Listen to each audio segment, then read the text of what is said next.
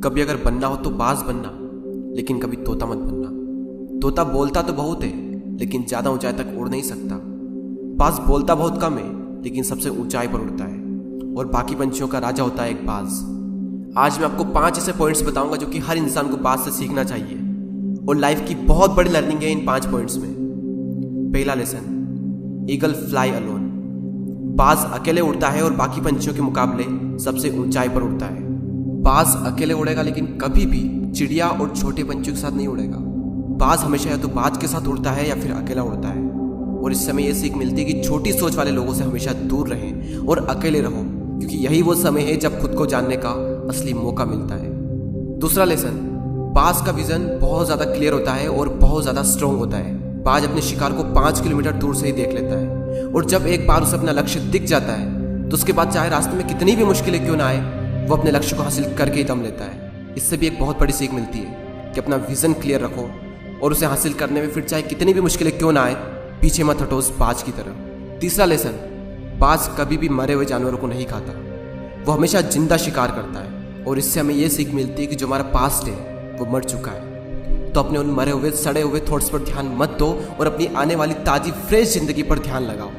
अपने पास्ट की पुरानी यादें जो तुम्हें तंग करती है उन्हें वहीं रहने दो जहां पर उसकी जगह है, और तुम्हारे पास्ट की जगह है तुम्हारे पास्ट में, उसे वर्तमान में जगह मत दो।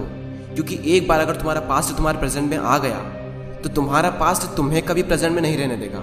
पास्ट में तुम्हारे साथ कितना भी बुरा क्यों ना हुआ हो, वो सब यादें, वो सब थॉट्स मर चुके हैं, और उस बाज की तरह बनो जो कभी भी मरी हुई चीजों को नहीं खाता।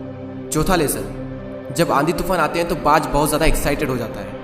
जब बारिश होती है तो सारे पंछी छिपकर बैठ जाते हैं, लेकिन बाज को बड़ा मजा आता है। जब तेज हवाएं चलती है तो बाज उन हवाओं के सहारे और तेजी से ऊपर की ओर उठता है, और ऊपर उड़ते उड़ते इतना ऊपर उड़ जाता है कि बादलों से भी ऊपर पहुंच जाता है। और इससे भी एक बहुत बड़ी सीख मिलती है कि मुसीबत में मजा ढूंढो।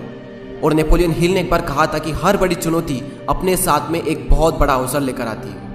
तो उस बाज की तरह तुम भी अपने अवसर को पहचानो, और जिस दिन तुमने अवसरों को पहचान लिया तो सारी मुश्किलें तुम्हारे नीचे होगी और तुम उन मुश्किलों के ऊपर होगे। फिफ्थ लेसन, बाज अपने घोंसलों में से सॉफ्ट घास को हमेशा निकाल देता है, ताकि बाज का जो बच्चा होता है वो उसमें कंफर्टेबल ना हो सके।